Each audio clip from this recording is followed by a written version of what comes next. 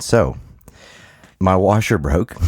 I think we talked Again? about that. No, I just haven't had a chance to fix. Well, I did. I mean, I have worked on it, but I got the part in that I needed. I got the capacitor, right?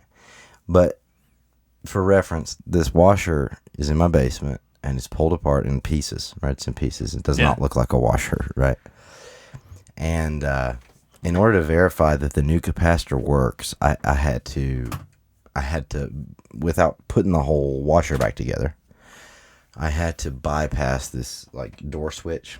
When you open a washer, it like cuts off. It's like a safety. It's like a safety thing, right? Or it's supposed to. Yeah, it's supposed to cut off. Well, I bypassed that so that I could test out whether or not the capacitor changed where I got a new capacitor for it, which was like $10. Whether or not that would work. So this thing's in pieces. I bypassed that switch, put the capacitor on there, and then the control panel's like flipped over, hanging off the side of this thing, and so I hold it up and put it on spin and hit it, and it works. It spins, and I'm like, great, okay. So what that capacitor does is it gives it that initial oomph for the actual motor. The motor's trying to turn, but doesn't have enough force to get past like the static friction of the motor sitting there, right? I know about this because of ceiling fans. Yes, that capacitor gets it past that initial oomph, right, or that initial bit. Or at least that's my understanding, which may be wrong. But anyway, sounds right. Checks out, right? Checks out. No, it spun, right? So I'm like, wonderful. I have a washer again. I take that little wire that's bypassing that switch off. I spend however long putting the whole washer back together. I even like pushed it back into place, turned the water back on, all that kind of stuff. Got it set up. I was like, good to go. Went up and got all my clothes, put it in the washer, and fired it up. And it didn't run. And I was so mad. I was like, dang it. I was like, no. What? Because now my clothes are in the water. And here's the thing. The thing is, when you turn the washer on, the washer doesn't have to work for the water to go into it. Yeah. Right? So it's now my clothes are in there soaked, and it's not going to work. And I'm like, dang it. So I have to pull the washer back apart. I just leave my clothes in there, right? I pull the washer back apart. Or at least like the front, the whole like structure of it, pull that off, and I just bypass that safety switch again, and it works. So I washed my clothes with like the control panel hanging off the side and like this little wire just sticking in the ends of this thing where that switch is disconnected, and it worked. It worked. So great. you just have to make sure not to open it, I guess, when it's going, if the safety's... Well, no, I need to replace that little switch. If I want to be able to put the washer back together, I gotta replace that switch, which is no big deal. I mean, it'll be another $10 part. It's kind of cool. Well, actually, that's true. If I wanted to, I could actually. That's actually a good idea, Austin. Wow. You're welcome. I could put it all back together, but instead of hooking up that door switch, I could just. The wires leading up to it, because it's like a clippy, like no idea where you're going with this. This one set of wires that's coming from the control panel clips into the door switch. Yeah. And if I didn't want to spring for the $10 to replace the door switch, I could just do like a more permanent bypass, not just a wire sticking in the end of it, but actually splice those two wires together so there's continuous. It's just there's always continuity. Yeah. That's a good idea. That's a cheap fix. And I'm glad then I could put the washer back together and be good to go.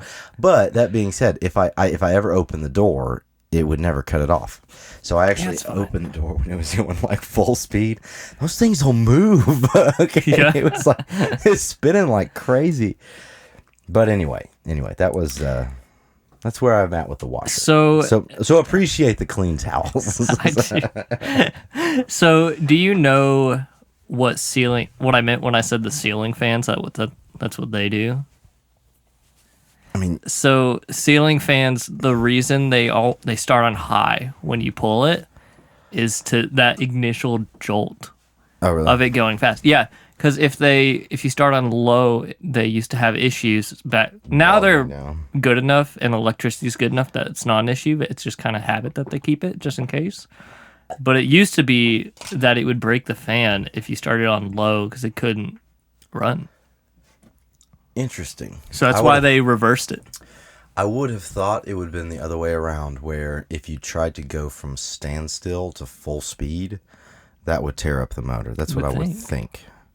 Interesting. Yeah. Very interesting. I don't... my knowledge... Wait. It's 150 degrees. Yes, we got a little... That's the gong. We got a little miniature gong.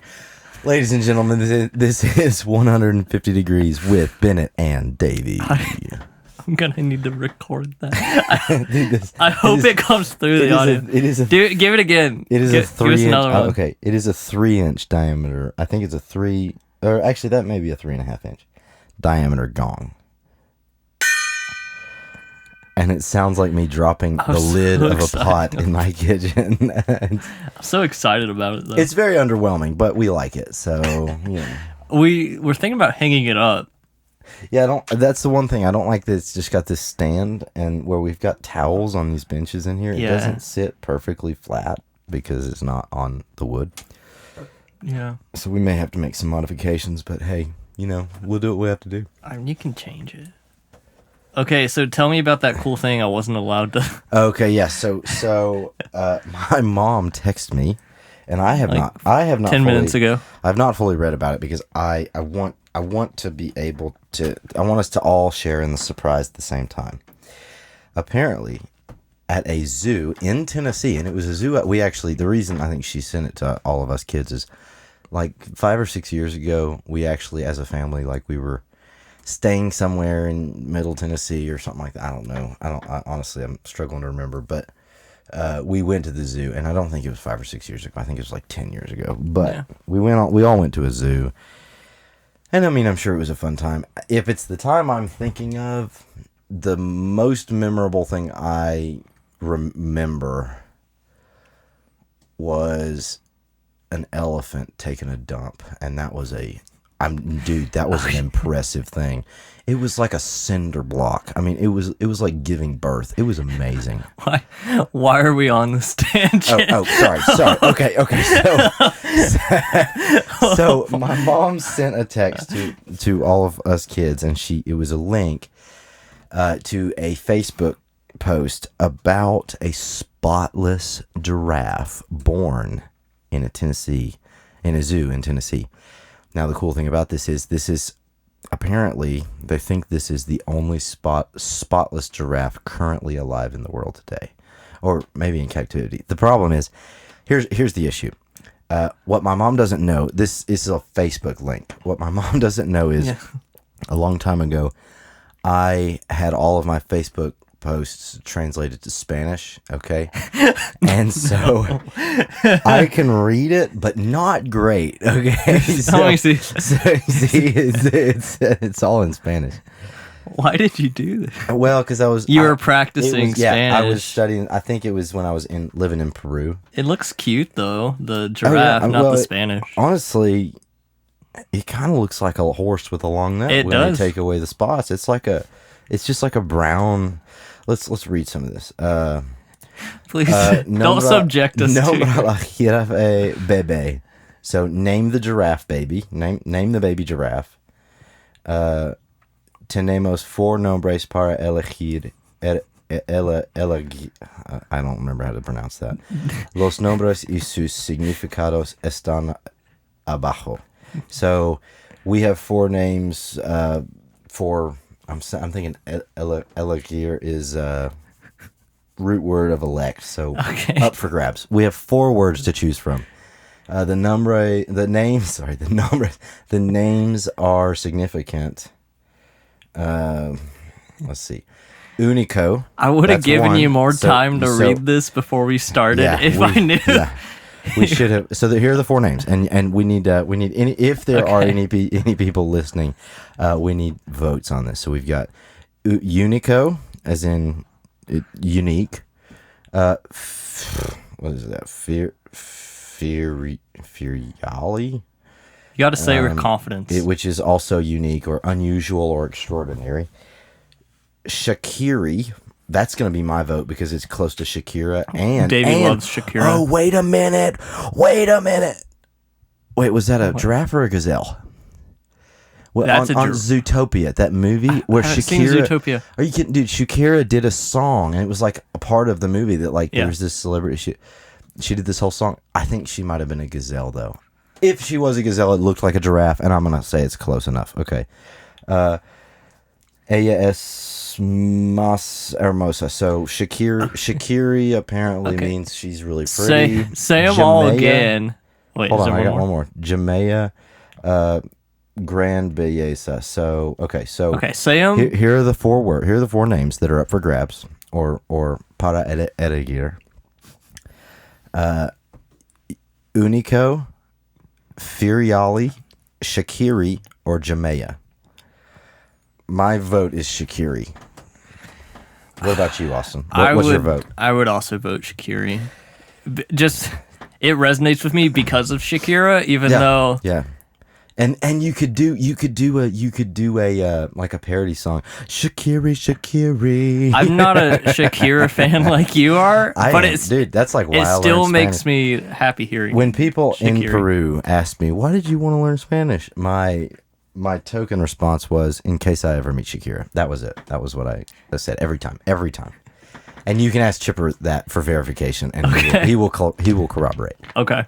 I'm gonna ask him and be like, "Hey, why did Davey want to learn?" I almost guarantee he will know. He will remember. It's in case I ever meet Shakira. I think he would know if I say it's a test. He might say, "I don't know," but I don't know. But. So anyway, cool story. There's a chance that there's the only spotless giraffe currently in existence living in a zoo in Tennessee, and we have a chance to help name it Shakiri.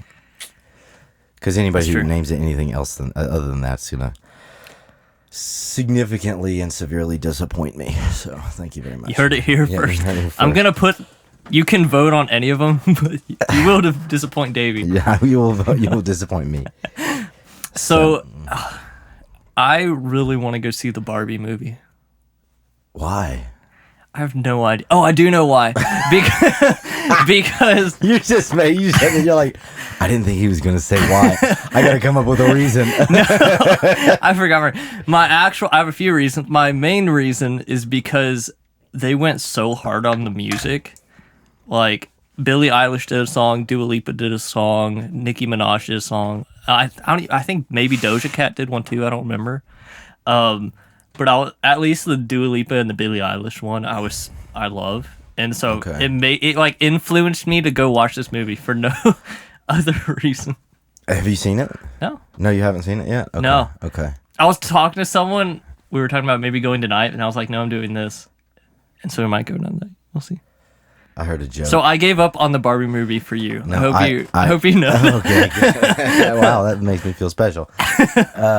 You gave up on the Barbie movie to sit in 150 degrees and cook yourself. That's another. We're dedicated to Wednesdays. Real quick, I believe, and I haven't Googled this, but I have a little meat thermometer to cook with. Although I just got it the other day. I've never used it before. I've always just kind of gone off guts. Yeah. But I was just curious. I was more curious than anything, and I wanted to be able to use it in the sauna as well to verify that temperature up there is correct. So, did you? Not yet. So, but according to that meat thermometer, your internal temperature for chicken to be cooked apparently is supposed to be like 160 to 165 degrees. Pretty close. So that's pretty close to where we are. So I have this friend. I used to take care of his sheep. He lives down the road, and he's like 78 now. I think he's 78. And to be honest, he is spry for 78. Let me tell you, like he literally, dude, he still goes up in the woods by himself and cuts down trees that are like 3 feet in diameter. It's crazy. Like he is spry for a 78-year-old. He is in better shape at 78 than most American men are probably at 60. I'm not even kidding. Really smart guy, really really nice guy. He was a PhD chemist back when he was working. But I went over and talked to him the other day because I got a new chainsaw, and he's a big. He grew up north, and he actually worked in like forestry for a while. So he's really big on like axes and woodworking and chainsaws and that kind of stuff, right? And he's actually the one who taught me how to the correct way to start a chainsaw safely, which is like to apparently to like, because I always did the drop and rip method, you know. But he like you stick the handle between your legs and like hold it, brace it with your legs, and just pull, and it works. I can verify that it works. But I got you have not lost a leg yet. So. I did cut my leg pretty bad with a chainsaw. I mean, it was a gnarly. Was cut. it because of that technique, or? Oh no! Okay. And the chainsaw wasn't even running. It was on, but it wasn't actually spinning. It was just I say it wasn't spinning. I hadn't hit the gas, so I was carrying it around and it was idling. But it was my dad's old chainsaw, so we had the idle speed cranked up so high so that it wouldn't die on us. That it was actually surpassing the clutch mechanism in the chainsaw, so the chain was spinning, but at a very slow rate. Yeah. Problem was, I was stupid. I wasn't wearing chaps. I had a hole in my jeans, and my foot got hung up in the brush as I was walking, and it just bumped. It literally this thing was turning like just a few RPM. Like it was not going fast, but it was a brand new razor sharp blade, and it was one of the chisel blades, so the professional chisel style blades, and it took a chunk out of my leg that you could have stuck like my entire middle finger down into. And it was crazy though, because when I first looked down, I didn't intend to get on this topic, but when I first looked down, like I didn't even look down at first. I felt like a scratch. Like literally it felt like if the chainsaw was completely off and I bumped it up against my leg, just scratched myself with the blade, right? No big deal. Kept on walking. I walked another 20 feet and to the truck. So it had started raining. So I was bringing both the chainsaws back to the truck. And I was walking back to the truck, and I looked down, and there was just this. It wasn't even bleeding yet. It was such a clean cut. It was like there wasn't even any blood. But I saw like yellow fatty tissue and like white, like it was just like white and yellow. And I saw like tissue on the blade itself, like where it was spinning around, and it was actually on the stuck on the blade. And I looked and I was like, oh my word, like what happened? What is that? I didn't even recognize that it was a cut. Yeah. And then it was like the floodgates opened, and it was like it sliced so cleanly through it that all the blood vessels were like, we're not cut. And they were like, holy crap, guys, we're cut. And it started pouring blood. And the thing is, now at this time, this was back when my back was in really bad shape. So I didn't even feel it. Like my pain scale was just so off the roof because of my back. I never felt it. But it was just an inconvenience. It was like I looked at it and I said, well, I can't keep working because it's just going to keep on bleeding out. And so I went back and my mom drove me into an orthopedics office actually. And one of my best friends, his older brother did it. My foot's falling asleep. One of my best friend's older brothers did it, and he actually shout out to him. I don't know if he wants me to say his name, so I won't. But shout out to him because he let me eat noodles while he stitched my leg up because I was crazy hungry. Also, this was right after COVID started.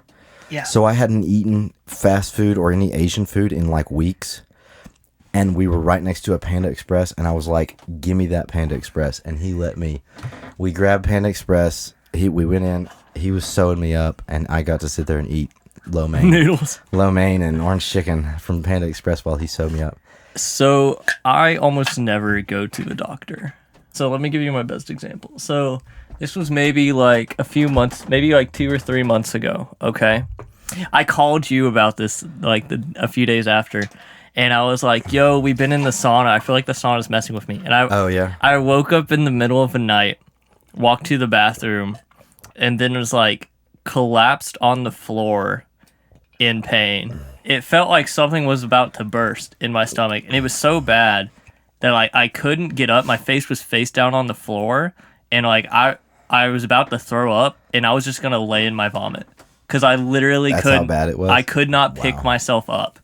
Like physically, I don't think that was the sauna though. I'm in the defense of in defense of saunas everywhere. I don't think that was the sauna. So I was like, that was the only thing that had changed in my life at that point, and I was like, David, I don't think I can do this sauna again. I actually remember this phone call, and it was like, this isn't what you said, but it sounded like, David, I think I'm allergic to saunas. I was like, I don't is there something so. to? I was like, if we get in the sauna again and I die, it's your fault. You did say that, but I assured you, I said, I don't think the sauna is going to kill you. I said, but I said we can try it again, and if it hurts again, then we can stop. Yeah, and it didn't. So the sauna's okay, and moral of the story is I didn't go to the hospital. Oh, really? No, I was like, if it happens again, then maybe I will. But yeah. Well, but I mean, you got to think a 3/4 of an inch deep gash is a little bit like that's like when you're bleeding out all over yourself. It's like you kind of have to go to the. You kind of got to do something. Yeah. It was funny though because I called my sister when I was out there in the field and I said, hey, like I need you or mom or somebody to drive me into town because I need to get this sewed up. And she thought I was joking, which in her defense, I joke all the time, right, about that kind of stuff, which I shouldn't. But and also, for any of those of you, is that right? Any of those of you, yeah. For any of you, I like that better. For any of you who are walking, yeah. If you want to take the y'all approach, we're not going down this road again. For any of y'all who are listening and are like super chainsaw safety conscious, just know that now I refuse to run a chainsaw for no matter how short a time without chaps, a rim around, like a helmet with a rim, because I looked it up and statistically, the second most likely place for you to get hit by a chainsaw is in the face, according to the statistics I saw, which were like sense to me. From like Husqvarna, if you're from pulling kickback, up from kickback, yeah, and gloves, chaps, and I always have a tourniquet in my pocket just in case. Because seriously, if I had been running that chainsaw with just jeans on like that, think about how deep that went with no force behind it. Like I could have grabbed it with my hand and stopped it, and surpassed the clutch. Right? You're not making me want to go chop up wood with you in a few days when you were asking think about that. But I mean, think about it, that as sharp as that blade was, and as aggressive of a blade as it was. Imagine if that had been like spinning at 9,000 RPMs or something, and it hit my leg. I wouldn't have had a leg. And I was out in the field. I didn't have a tourniquet. I wasn't wearing chaps, nothing like that. And, I mean, it would have just been like, okay, well, David's dead now. He's in the field. I mean, seriously. So, I know it's not cool to wear chaps. It doesn't look cool to wear chaps. But wear chaps. You just got to make them look cool. And carry a tourniquet, seriously. Maybe we can bedazzle your chaps. Let's not do that. Everyone, please, let's get a sub goal. A follower do you know how chaps work? And I know we have drifted really, really far from the original. No, that's gone. Okay. Do you know how chaps work, though? They stop blades from cutting. But so here's the thing. I assume they're just thick leather. I don't know. See, that's what most people think, but they're not. They've got these long strands. So they're meant to be able to cut into. They're easy to cut into. But they've got these long strands that run, I believe they run vertically in the pants. Yeah. That when the chainsaw catches it, it'll pull those strands into the action of the chainsaw, and it'll clog up the chainsaw. And it's so instantaneous that it'll just shut it off. It'll kill the engine. Okay. And actually clog up the action of the chainsaw.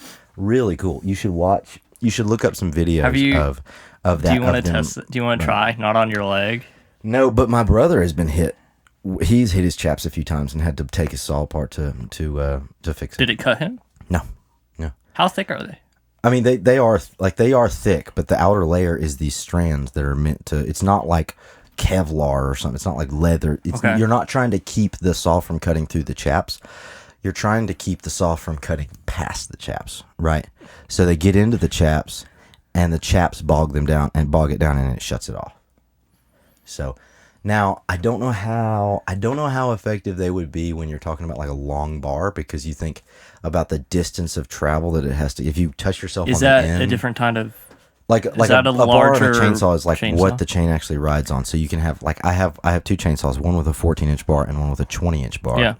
I can put a larger bar on the 20-inch one if I want, but there's no reason because I'm not going to be cutting anything bigger than 40 inches anyway. Yes. But imagine like big loggers. They've got these, they've got these chainsaws that are like taller than they are, right? So I don't know how that would work as far as chaps shutting a big chainsaw like that down and a long chainsaw like that down.